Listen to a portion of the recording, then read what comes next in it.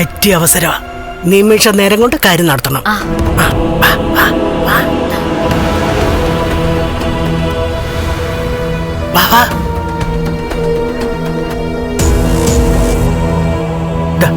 പിടിക്ക, ഇതങ്ങോട്ടിട.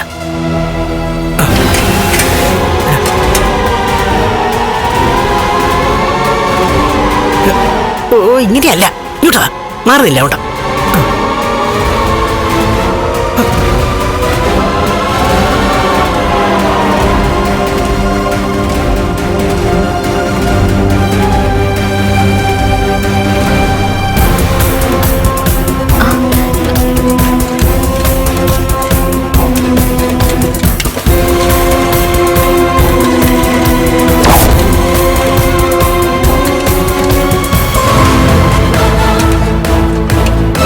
മരുന്നുണ്ടോ നോക്കാം.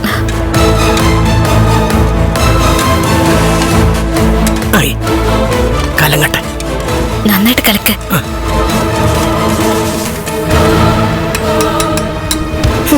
ഇനിയേ ആസ്വദിച്ചങ്ങോട്ട് കുടിക്കട്ടെ. എന്നിട്ട് സദ്യയും കഴിച്ച് രാത്രി കേക്ക് മുറിക്കട്ടെ. നാളെ മുതലേ നീ നമ്മുടെ ദിവസമാണ്. അയ്യോ, അത് അടച്ചില്ല. അയ്യോ, അത് മറന്നുപോയി.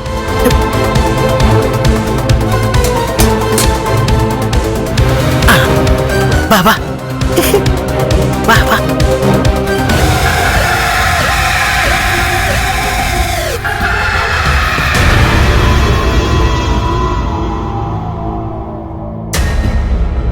എന്താവോ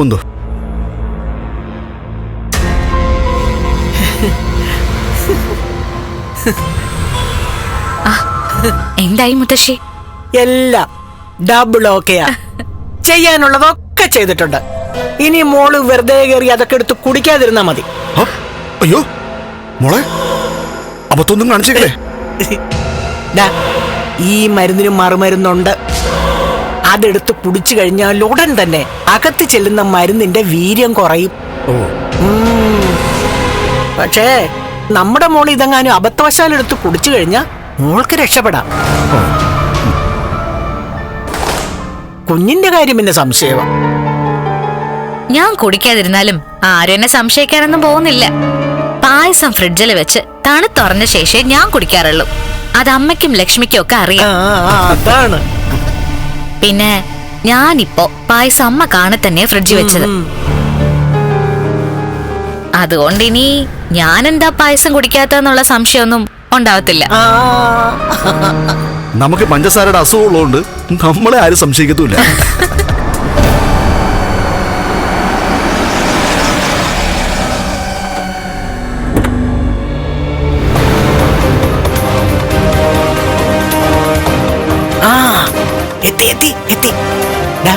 ആ മേഘം പറഞ്ഞായിരുന്നു അവന്റെ ഇടത്തെ കാല് ചലിക്കുന്നുണ്ടോന്നൊരു സംശയം ഉണ്ടെന്ന്.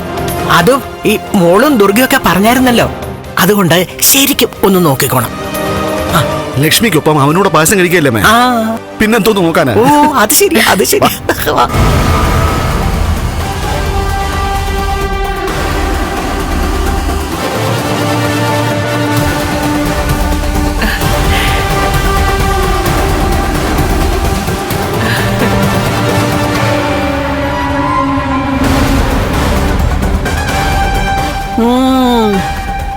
പിറന്നാളുകാരുടെ മോളും മരുമോനും എത്തി കൃത്യസമയത്ത് തന്നെ.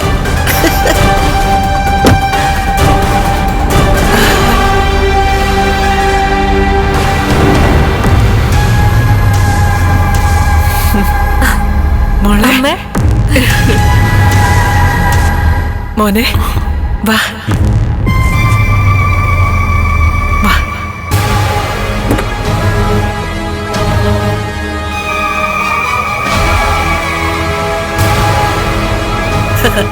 വാ.